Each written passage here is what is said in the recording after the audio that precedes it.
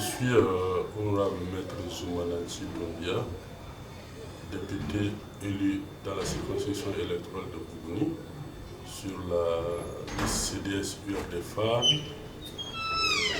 président du groupe parlementaire Alliance pour le Mali APM, deuxième force à l'Assemblée nationale du Mali, et qui regroupe 10 partis politiques.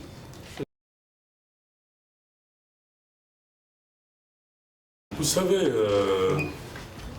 je suis dans la politique active il n'y a pas très longtemps, mais les raisons essentielles qui m'ont motivé, c'est que j'ai souci de l'avenir et du devenir de mon peuple. Je me suis dit, en restant en marge, je ne pourrais pas être à mesure de défendre leur position, faire en sorte que leur aspiration, comment faire en sorte que le peuple puisse aspirer au bonheur.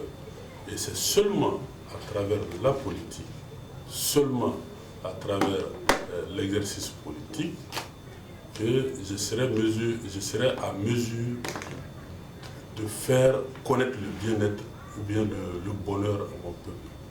Et la conjugaison de tout ça, et le fait que je suis jeune et que l'avenir appartient aux jeunes et que tous les problèmes aujourd'hui concernent les jeunes, parce que si le pays va mal, ça va mal pour les jeunes qui constituent la France la plus importante dont je fais partie. Donc il faudrait quand même que je draine encore les jeunes avec moi pour qu'ensemble on puisse faire en sorte que le pays puisse aspirer au bonheur. Et c'est compte tenu de tous ces aspects-là que je suis rentré dans la politique. Et Dieu merci, depuis que je suis dedans, j'arrive à m'exprimer, à exprimer en tout cas ce que mon peuple ressent pour quand même qu'il y ait une solution, pour quand même que les choses puissent changer.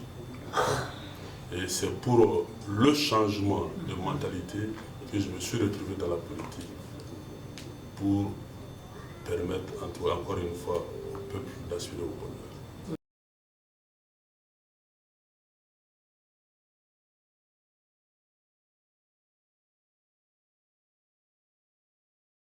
Vous savez, j'ai eu la chance en fait d'être encadré par des députés qui ont une certaine expertise, qui ont une certaine expérience. Et aussi, vous savez, chez nous on dit que tout commence par l'éducation. J'ai été éduqué dans une famille où on m'a appris d'écouter les gens, d'analyser et pour pouvoir agir. Et je crois qu'à l'Assemblée, depuis que je suis venu à l'Assemblée, le fait que j'ai un certain réflexe pour écouter les gens, pour pouvoir analyser, peut-être m'ont permis aujourd'hui d'être en phase avec tout le monde et qui m'ont permis de mieux appréhender les choses et de pouvoir apporter des solutions idoines. Et au passage, je remercie tout le personnel de l'Assemblée nationale, depuis ma commission jusqu'aux inconnus, qui m'ont adopté. Et tout ce personnel-là est à ma disposition à chaque fois que je leur demande des informations, que je leur demande des documents, pour pouvoir affiner, en tout cas, mes analyses et apporter ma contribution au débat politique qui se tient à l'Assemblée. Et vous savez aussi, peut-être, il y a ma formation universitaire, parce que je suis juriste de formation. Peut-être ça me donne plus de capacité d'analyse de textes que peut-être que beaucoup d'autres personnes n'ont cette chance-là. Et je crois que cumuler ces différents aspects font en sorte que, bon, Dieu merci, je suis à ma première expertise et j'arrive à m'en sortir. Mais c'est le lieu pour moi aussi de remercier tout le groupe qui me soutient, parce que les 23, entre les 22 autres députés sont là pour moi, jour et nuit, pour qu'on puisse discuter et ensuite analyser pour pouvoir faire de bonnes contributions. Tout ça, c'est à leur actif et j'associe aussi tout le personnel de l'Assemblée nationale du Mali.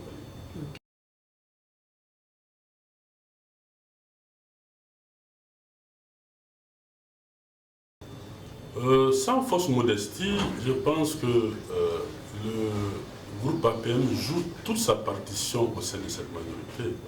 Vous savez, il y a 3 groupes majoritaires à l'Assemblée. Vous avez le premier groupe majoritaire qui est le RPM, et l'APM qui est le deuxième groupe, et le groupe Adema Asma. Quant à l'APM, elle joue toute sa partition parce qu'elle a soutenu, l'Alliance pour le Mali a soutenu le président de la République et veut l'aider dans la réalisation de son projet de société.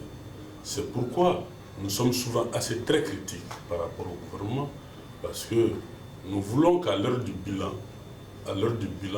que le peuple sache que le projet du président de la République a pu être mis en œuvre. Et cela ne peut pas aller sans pour autant l'esprit critique de la majorité. Le droit de critique n'est pas seulement de l'opposition, mais ça doit venir d'ailleurs, à mon entendement, de la majorité. Parce que, députés que nous sommes en contact direct avec la population et nous sommes le baromètre de la société. Donc c'est à travers nous que le gouvernement doit d'ailleurs comprendre ce qui se passe au niveau du pays profond. Donc l'APM, nous avons décidé de soutenir le président dans la loyauté et dans la sincérité, dans la franchise, mais tout en restant aussi avec le peuple et de dénoncer au cas où cela n'est pas bon, en tout cas les dérives du gouvernement ou les dysfonctionnements qui peuvent se retrouver dans la majorité. Vous savez, aucune œuvre humaine n'est pas faite. C'est vrai que la majorité, ça va, mais il y a des problèmes aussi. Il y a des problèmes, il ne faut pas avoir peur de le dire. Je crois que les alliés ont toute leur place dans la majorité. On doit donner toute la place aussi des alliés dans la majorité. Et c'est comme ça que la majorité pourra bien marcher. C'est comme ça que la majorité pourra être bien huilée. Et on ne cessera quand même encore une fois de dire à chaque fois que cela est nécessaire, lorsqu'il y a des dysfonctionnements, lorsqu'il y a des choses qui ne vont pas. Et c'est pourquoi d'ailleurs le groupe APM a été le premier à déposer une résolution tendant à la mise en place d'une commission d'enquête parlementaire sur la pénurie des cartes d'identité et des passeports, parce que nous avons compris que le peuple souffre dans sa chair par rapport à ces problèmes de pièces. Il y a des gens qui n'arrivent pas à être évacués à cause du passeport. Il y a des gens qui n'arrivent même pas à aller à la foire parce qu'ils n'ont pas de pièces d'identité. Alors que ce n'est pas de leur faute, c'est parce que l'État n'est pas parvenu à donner des pièces d'identité à ses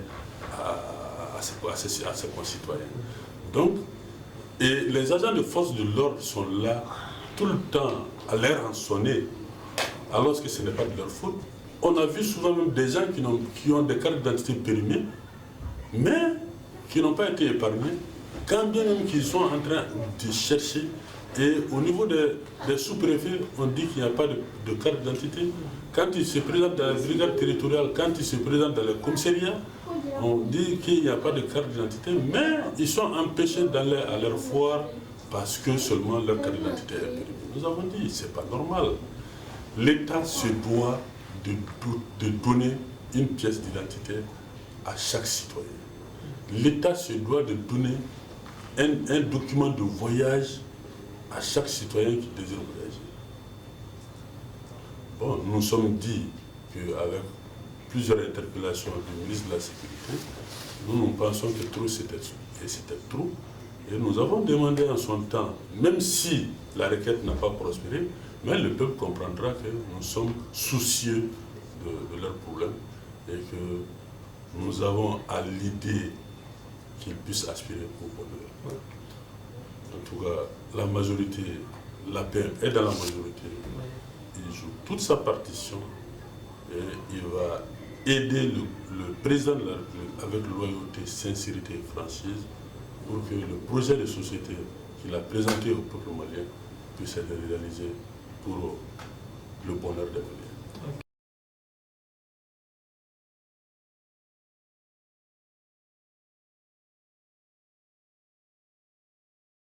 Le président du parti, Mamadou Sangaré Blaise, est un idole pour moi. En fait, je suis venu dans la politique grâce à lui. Je dois tout à lui politiquement aujourd'hui. C'est un conseiller pour moi. Nous sommes en phase. Nous sommes en phase. Et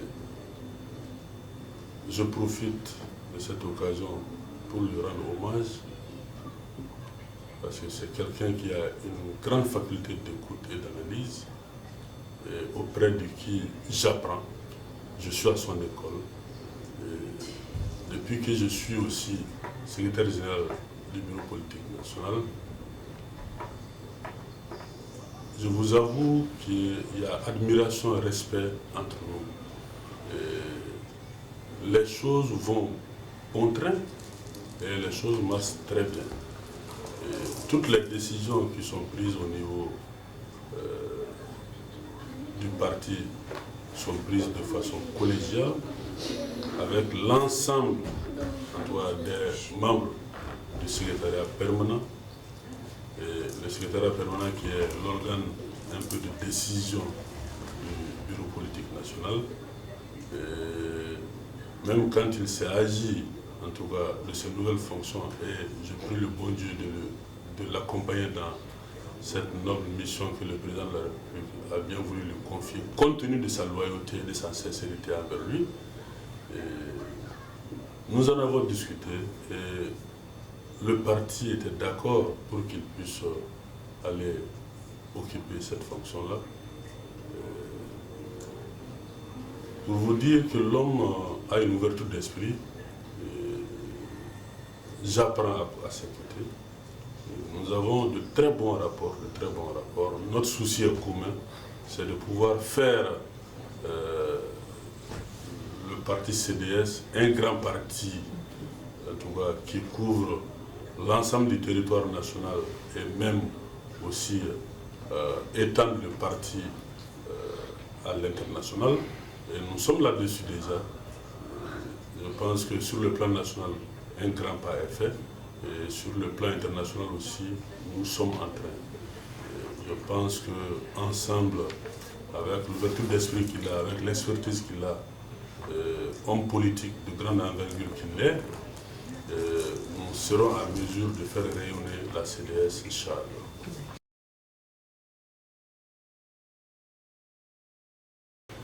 Le secret, c'est le Mogotigia. Le Mogotigia, parce que nous sommes dit qu'on ne peut pas faire de la politique sans le concept Mogotigia. Le concept Mogotigia n'est autre chose que aider son prochain, être sensible aux problèmes de son prochain, être avec son prochain dans le bonheur et dans le malheur. Et la population de Bougouni sait que la CDS n'est pas un parti riche, mais la CDS est un parti digne, qui a des militants dignes, et des militants qui s'entraident dans leur bonheur et dans leur malheur, et des militants acquis entièrement l'un à l'autre. Et c'est ce concept Mogotigia qui fait que Bougouni, qui se trouve sans complexe être le premier bastion du parti, est acquis à la cause de la CDS.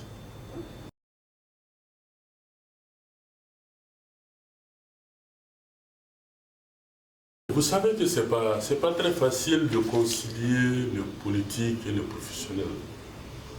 Parce que quand j'ai été nommé commissaire-priseur après avoir reçu le concours et 2 ans de formation à l'Institut national de formation judiciaire, j'ai ouvert mon cabinet en 2000. Je ne faisais pas encore de la politique.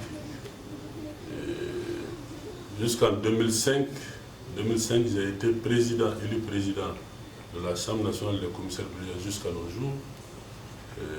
C'est avec la politique que, bon, souvent les gens confondent vitesse et précipitation. Vitesse et précipitation, parce que vous trouverez que dans une procédure judiciaire, il y ait un des militants de votre parti qui peut être en cause. Bon, les gens ont souvent tendance à vouloir se mettre sur le fil politique pour pouvoir influer sur le professionnel. Mais j'ai dit non. Depuis que j'ai accepté de faire de la politique, partout où je suis passé, j'ai toujours dit que je ne ferai pas d'amalgame entre le professionnel et le politique. Le professionnel, c'est celui-là qui me permet de vivre. Le politique, c'est celui-là qui me permet de faire accéder les aspirations du peuple à un certain niveau pour qu'il y ait un traitement adéquat et que le peuple puisse aspirer au bonheur. Donc, j'ai fait un grand tracé entre les deux pour quand même qu'il n'y ait pas d'amalgame.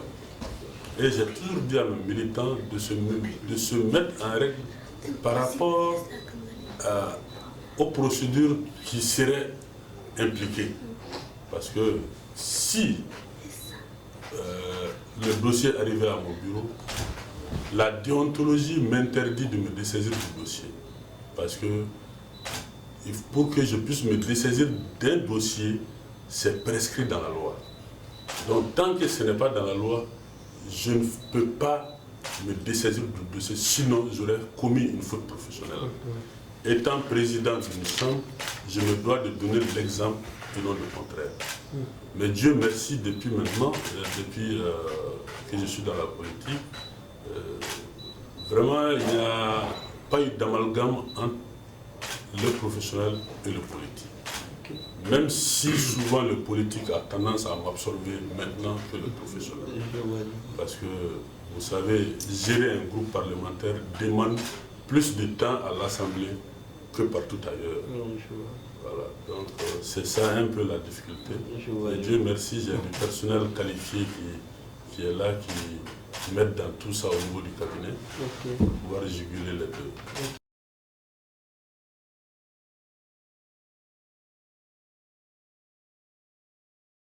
Je vous avoue que j'ai écouté avec intérêt le gouvernement. J'ai écouté avec intérêt le gouvernement. Mais représentant du peuple que je suis, je ne me limiterai pas aux simples déclarations d'intention. Il faudrait que ça soit visible sur le terrain. Le gouvernement, ce qui m'a étonné, n'a parlé que de l'aspect, en fait, l'aspect passeport. Mais il y a plus grave à l'intérieur que le passeport, parce que le passeport, c'est destiné à une catégorie de personnes. Mais la carte d'identité, c'est l'ensemble des concitoyens. Mais ils n'ont pas fait de communication. J'ose espérer que, de la même manière, ils se sont attaqués à l'histoire du passeport. Le gouvernement va avoir le même courage de s'attaquer aux cartes d'identité. Surtout que les cartes d'identité ne sont pas confectionnées ailleurs. Les cartes d'identité sont confectionnées au Mali et par des Maliens, et par une société malienne. Donc, je pense que on va voir le gouvernement à l'œuvre sur le terrain. On va voir si la population sent les décisions prises par le gouvernement. Et nous allons pouvoir dire ce que nous pensons après. En tout cas, le fait que le gouvernement ait pris à bras le corps la question, nous, on félicite le gouvernement.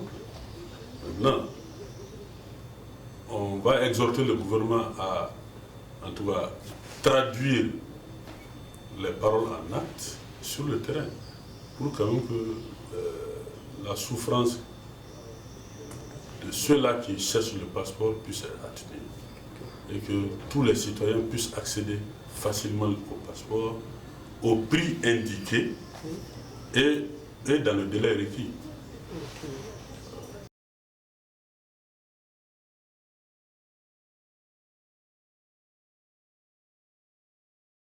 Vous savez, nous sommes en vacances parlementaires depuis le 4 juillet, mais en En tant qu'homme politique, il y a des élections communales et régionales qui sont annoncées pour le 25 octobre. En tant qu'homme politique, à ce stade, je ne peux pas m'octroyer de congé. Parce qu'il va falloir travailler sur le terrain et il va falloir suivre avec le gouvernement l'évolution de cette question des élections communales et régionales. Si ça doit être couplé et voir est-ce que les conditions idoines sont réunies au niveau de l'exécutif pour pouvoir tenir dans les conditions optimales. Voir aussi si ça ne doit pas être couplé. Dans ce cas, on aura besoin du législatif pour pouvoir légiférer dans ce sens-là. Donc, pour l'instant, nous sommes théoriquement en congé, mais pratiquement pas en congé.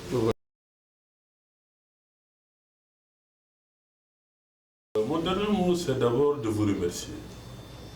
De vous remercier d'avoir interrogé ma modeste personne, mais aussi de remercier tout mon groupe parlementaire à l'Assemblée nationale qui abat un travail considérable,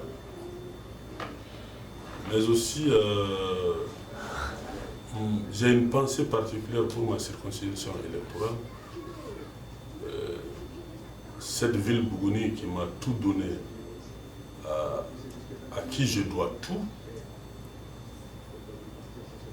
mais aussi je prie le bon Dieu de faire régner l'accalmie dans ce pays-là.